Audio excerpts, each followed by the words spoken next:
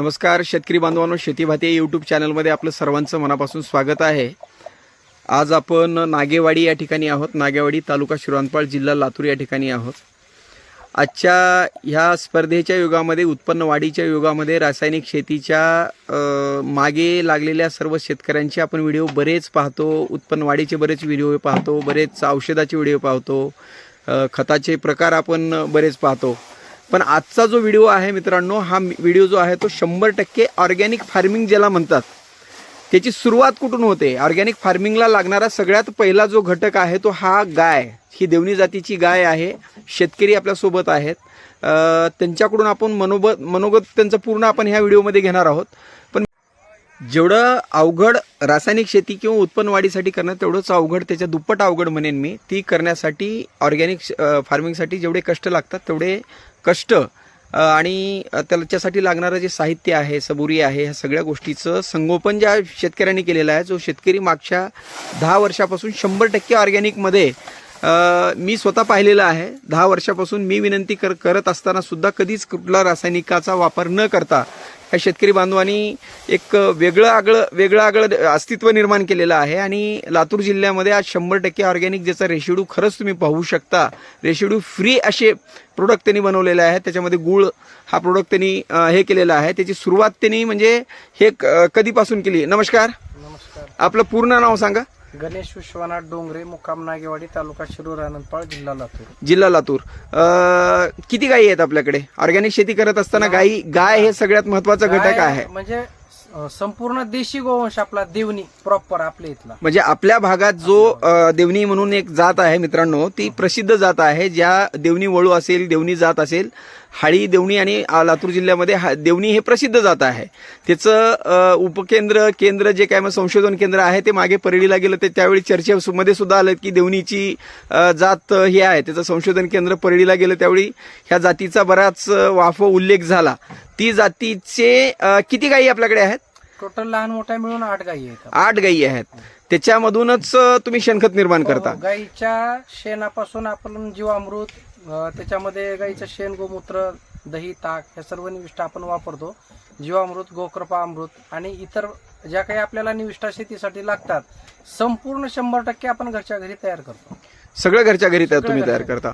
आणि ह्याच्यामधून शेणखताचा हे करून कधी सुरुवात केली आपण? 2015 साली। 2015 साली ऑर्गॅनिक फार्मिंग करायचं तुमच्या डोक्यात का आलं किंवा कशासाठी आलं? म्हणजे जवळपास मी जेव्हा रासायनिक शेती करायचो तेव्हा सोयाबीनच्या एका बॅगला मी जवळपास कमीत कमी जास्तीत जास्त बघा 3 पोते डीएपी टाकलाय। 3 पोते डीएपी? तरी बी ऍव्हरेज तेवढंच आलं। रासायनिक औषधं फवारून सुद्धा आळ्या मिळाल्या नाहीत। मग ते सगळं सोडून दिलं आणि मग ठरवलं की काहीच करायचं नाही। मग तिथून सुरुवात झाली। मग ह्या शोधात निघाल्यावर मग हळूहळू ज्ञान वाढत गेलं, त्याच्यामध्ये यश येत गेलं। आणि आता माझ्या घडीला मी 2010च्या नंतर दुकानाची पायरी चढलेलो नाही। म्हणजे कुठलंच रासायनिक खत घेण्यासाठी किंवा कुठलंच दुकानाची पायरी चढलेली नाहीये, जे काही आहे ते तुम्ही स्वतः तयार करता। असं म्हणलं जातं की आळीसाठी तुम्ही काय वापरता, आळीसाठी काय तयार करता असं ऑर्गॅनिक मध्ये? आपण प्रिव्हेंटिव्ह मध्येच वापरतो। सुरुवातीला आपण लहान असताना 21 दिवसाच्या नंतर गोकृपा अमृतम आणि जीवामृताच्या फवारण्या करतो। गोकृपा अमृतम करण्याची काय प्रक्रिया आहे, काही आमच्या शेतकरी बांधवांना कळू शकेल? हो, ते एक म्हणजे कल्चर भेटतं आपल्याला, त्याची एक वेगळी प्रोसेस आहे। आपण ते निवांत मध्ये त्याच्यावर एक सेपरेट व्हिडिओ बनवायचा। त्याचे फायदे असे आहेत, गोकृपा अमृतम हे उत्तम बुरशीनाशक आहे, संजीवक आहे आणि त्याच्यामध्ये पुष्कळ प्रकारचे सूक्ष्मजीव आहेत जे शेतातला काडी कचरा कुजवण्यापासून ते पिकाचं किडीपासून काही अंशी संरक्षण सुद्धा करतात। मग त्याच्या पुढे आपण लिंबोळी तेल वापरतो, लिंबोळी अर्क वापरतो।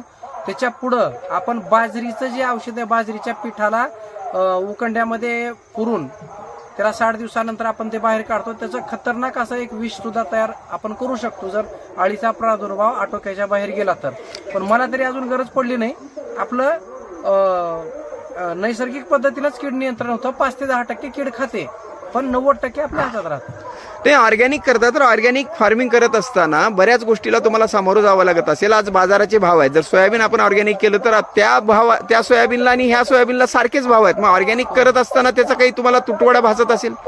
नाही, दिलं तेवढं कमीच आहे शेतकऱ्याला, पण बाजारात आता त्याला तर आपण वेगळं मार्केट नाही सोयाबीनला, त्याच्यामुळे आपण ते आहे त्या बाजारपेठेत ते सोयाबीन नेतो।